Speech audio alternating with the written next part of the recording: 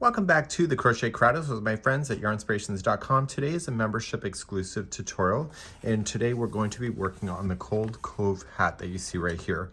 So literally I had all the models that were chosen to sign my book, and all the different samples here have all that. So today is a design by Kathleen Nolen. I know her as Kathy, and Kathy was one of my friends from the Crochet Cruises that has great success in doing the craft show circuit, where her cruises are afforded through doing craft shows. And she just doesn't choose craft shows. She does juried ones where she's very selective, and she's had a lot of great success. I don't know too many people that has much success as she has. So she was asked to participate in part of our book in providing a design. So this is something that she may sell at her booth that she has. Nice, easy design to be able to whip off really quite quickly. And she used Red Heart Hello Gorgeous, and that's something that I never saw here in Canada as a brand. And so she's from the US, so that kind of makes sense. You need two sizes of crochet hooks today, a 5.5 millimeter and a 5 millimeter, which is a US I and also H. And I want you to really pay attention to the gauge is 13 double crochets by 8 rows, just in case you're ever getting a hat that's way too big or too small. Make sure you do check a gauge. Today I'm going to be using a Red Heart Super Saver brushed in the color called Khaki, and that's what I'm going to be using, and I'm going to demonstrate this. If you would like the written instructions, that's part of the book, so you're more than welcome to purchase the book if you don't already have it, and then you can have the step-by-step instructions. And this is a neat idea. There's 23 rounds in all, and I'll take you through step-by-step now. So let's begin. We are going to make a magic circle. So put the yarn in front of your hands just like this and put 2 fingers out, and just wrap the yarn around your 2 fingers. We have videos available here on the channel, as you probably know because you're a member, and you have to cross over like an X formation on the top. Let me show you again. So lay your fingers down, have it come in front, wrap this around the back, and cross over. You want to take your larger hook, because that's what we're going to start with. So size I, 5.5 millimeter, and you want to go underneath this strand right here. And you want to just go under there and pick this one up and just kind of rotate your hand around. So all we're just doing is we're rotating it around so you can remove your fingers, and you're pinching everything, and the 2 strands, the end and also the ring, should be together as one. Now put the yarn that is leading to the ball in your hand, and just chain 1 just to kind of hold it there. And therefore we're going to place, so whenever we go into the ring, we're going to go over top of the 2 strands so that we can pull it shut. So what I want us to do at this moment is that I'm going to show you a little tip here, is that you always get a space when you join stuff. So what I would do is just chain another one, and then put in 12 double crochets, and this chain 2 that you saw doesn't count as a stitch, as Kathy says. So just wrap the hook and going in and put 12 double crochet in. So we'll count those out together. So 1, 2, 3, 4, 5, 6, 7, 8, 9, 10, 11, and 12. And you're not quite done. Pull up a loop and drop your hook out, and the strand here, I want you to pull on it, and that's going to pull that center shut. And you're not quite done yet. So we're going to pull this strand shut and turn it over to the back side. Now, if you don't weave this in with the tapestry hook and just cut that, it's going to forever fall out on you. So you want to put it into a tapestry hook or tapestry needle and just nail that in. Okay, so just going in, stay on the back side, don't go to the good side. So if I see this needle coming through the front side, I'm going to reach through the screen right now and may hurt some things. So just coming through, and then go back through a different path and back again. So 3 times is the magic number, but if it falls out on you and you do that normally, you know, do another 4th or 5th, it doesn't really matter. It's all going to be hidden in the back anyway. So I went through 4 times, 5 times, what the hell, right? So let's go. Okay, so now that's in there pretty good. And now you can trim that right down to the project. But we're not quite done. We're going to turn this back over and put your hook in. And you want to secure it to the first one of the grouping of 12.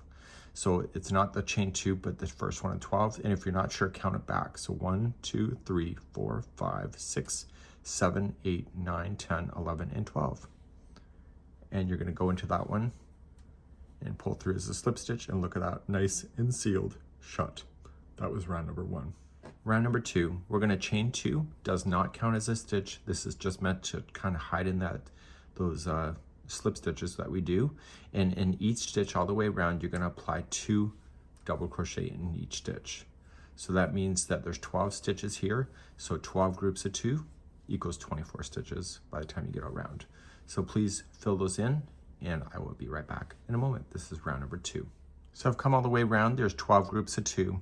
Now, if you pull it like this, a lot of new crocheters, and you may still do this, think that this is a stitch here. It's not. It's part of the very beginning. So once you have your 12 groups of 2, which is 24 stitches altogether, you are going to slip stitch to the top of the first double crochet.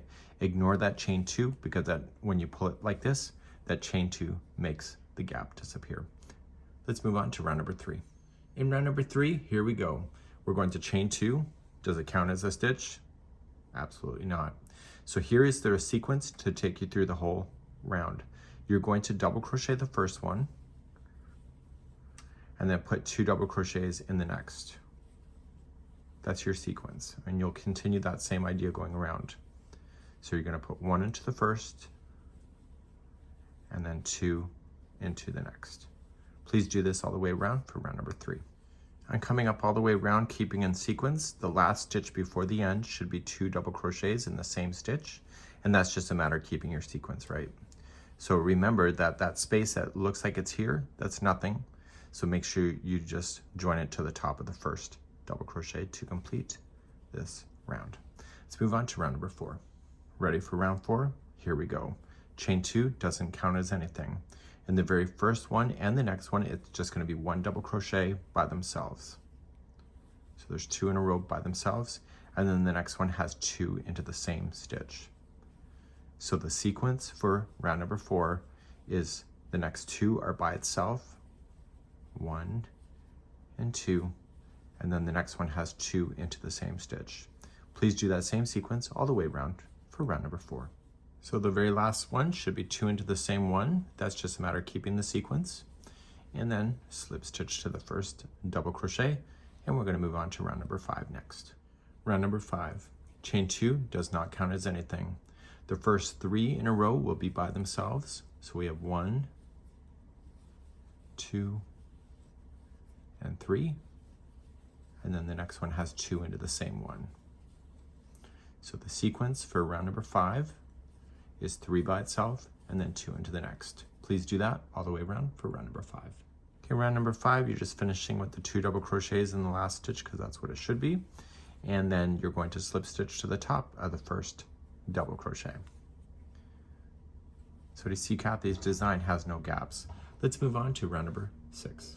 Round number 6, chain 1, and in the first one that you've attached to, just place in 1 single crochet and do 1 single crochet in each stitch all the way around.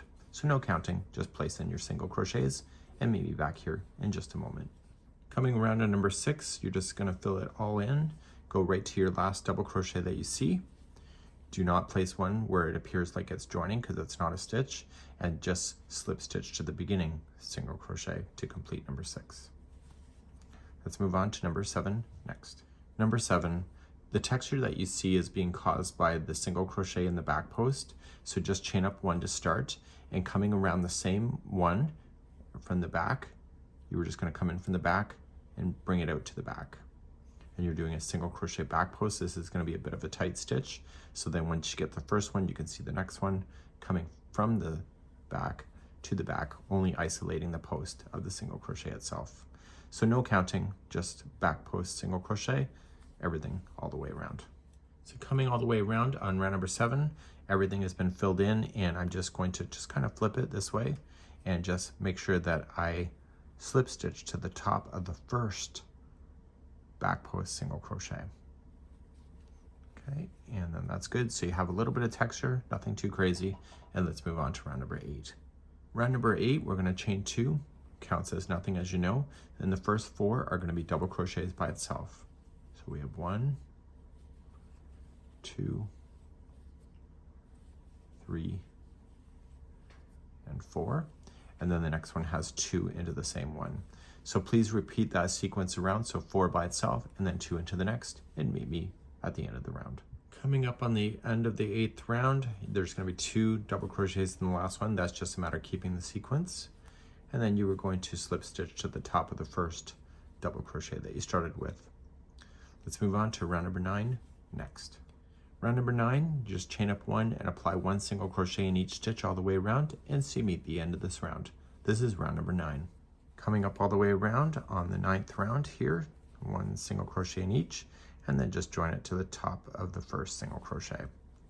Let's do number 10.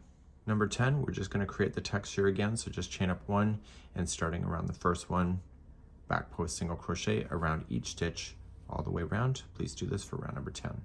So I'm coming all the way around, I've got my last single crochet back post and just join it to the first one. So we're now going to go on to the 11th round next. So now you can see I have 2 layers of the texture. The first edition of the book has an asterisk missing, so it's chain 2 and then there should be an asterisk, 1 double crochet in the next 5 and then 2 into the next, just so that you're aware. So my copy also has that error. So chain 2 and then put 5 double crochets in a row. So 1, 2, 3, 4, 5, and then put 2 into the next, and keep that sequence going all the way around for round number 11. So coming up to the last one, I got 2 into the last one, so there was 5 by itself and then 2 into the next, which is the last stitch. Let's just join that now to the beginning double crochet, and let's move on to round number 12. Round number 12 all the way to the end. Now there's no growth at all, so we're just, you'll see it bowl out, which is what you need. And then in round number 12 it's just 1 chain and then 1 single crochet in each stitch all the way around. Please do round number 12 now. Coming around to number 12, right to the very last double crochet, and then join it to the first single crochet with the slip stitch, and let's begin number 13. Number 13, you already know what to do, is just chain up 1, and again it's the back post single crochet, or single crochet back post, however you want to say it, and you're going to do that all the way around again for this round. This is round number 13. Coming up all the way around to number 13, I've got my last one already there, and I'm just going to secure by doing a slip stitch to the first single crochet back post. Round number 14 is next. Round number 14, chain 2, and it's just 1 double crochet in every stitch all the way around. There's no more growth happening, so please do that for round number 14. So I'm coming all the way around to number 14, and then I'm just going to slip stitch to the top of the first double crochet. So the rounds number 15 all the way through 19 are going to be a repeat instruction, and I'm going to verbally tell you what that is, and then you can do it, and then you can meet me on the brim. So let's do that first. Before you can get to the brim, you need to go back, and there's video chapters in the video description if you want those for the time markers. You need to complete rounds number 12, 13, and 14 one more time. After you get that done once, you then got to repeat rounds number 12 and 13. Once you have that done, which is the 5 rows, you can then start with the brim with me. So please repeat these instructions. So 12 to 14 once, and then 12 and 13 one more time after that. And that's where you're going to meet me in just a moment. Before you begin the final 4 rounds, you need to change your hook to a 5mm size H. You're just going to chain 1. The next 3 rounds, 20, 21, and 22 are all the same. You're going to do a back post double crochet with the smaller hook, and this will make the brim a little bit tighter. And then the next one is a front post double crochet. So the first round is going to be kind of tucked up underneath the texture, and what I want you to do is just alternate between the 2 stitches all the way around, and then I'll meet you at the end of the round and we'll talk about number 21 and 22, which you'll do on your own, and then I'll meet you on the final round. So please do this all the way around for lucky number 20. Coming up all the way around, the last one should be a front post double crochet because you started off with the back post. So make sure you join to the back post double crochet. Now rounds number 21 and 22 are the same. So you're going to just chain up one and go around the back post again. And then the next one is going to be a front post. So I need you to do this all the way around. Just join it like I just showed you, and then do round number 22, and you end up with a ribbed edge, and then I'll be back in just a moment to finish round number 23 with you. Please do these 2 rounds first, and I'll be right back. So I'm coming around on the 22nd round, and the last one is a front post double crochet and slip stitch to the first back post double crochet. Final round number 23 is next. The final round number 23 is just chain 1 and put in 1 single crochet in each stitch all the way around. Meet me at the end of the round and I'll show you how to fasten off with the tapestry needle. So I'm coming up all the way to the final, and I'm just going to come into the last one and slip stitch to the first single crochet. So now this is it. This is the end of the line. You want to trim your yarn long enough that you can plop it through a tapestry needle, which is what I'll do in a second. Now, if you are going to wear it folding it up, you're going to want to favor the side that is less noticeable. So if you're going to leave it down like this and wear it, then favor the back side. And if you are going to fold it up like this, you're going to want to favor this side, which I am going to fold up. It is a brim hat, and it allows the brim to kind of cover back over your ears, so you have 2 layers. My first ever crochet hat I ever did years ago is that I did a double crochet and then I wore it outside and the wind was blowing through as if I wasn't even wearing a hat. So I realized that with crochet, I like the idea of doubling back on the with the brim. Sometimes even double stranding the brim is good too. So going back and forth a total of 3 times. And let's talk about adding a pom-pom because Kathy has tips for that too. So the pom-poms that I have, I purchased actually through Amazon, and it comes with a kit of multiples of colors so that I had choices. And I'm just gonna feed a piece of yarn through it. Now, here's what happens with Kathy's telling me, and I know this is a fact too, is that people come along and say, I really wish that you would not have put a pom-pom in the hat. I'm not gonna buy it because of it. So the trick is to put the yarn in to the top of the hat and then put the other one on the other side of the center. And you may want to do this even for washing reasons, but it gives it takes away a reason for people not to purchase. So if they love the design, right? They truly love the design. So you're going to pull through and it will be through on both sides. So you're going to pull both strands through. You can take the needle off, and so you're just going to pull so that it hits down the top. Okay, now we're going to turn it on the inside here. And what I'm going to do is just pull tight and tie this into a bow tie that she talks about in the book. So if some super genius comes along and says that they really wanted to purchase but you made the pom-pom, you can simply just untie this, take it off, and say, now what's your excuse? You know what I'm talking about, right? So therefore you would have a pom-pom hat with the option to be able to do that, right? Okay, so what you can do then is just fold up the brim and you got a brand new hat. And it actually, even for me, it actually fits nicely, or leave it down if you want to. You decide what works for you. And even the seam line looks amazing because of the way Kathy designed it, and I think she did a hell of a great job. That's it for now. We hope you have a good one. This is the Cold Cove Hat by Kathleen Nolen.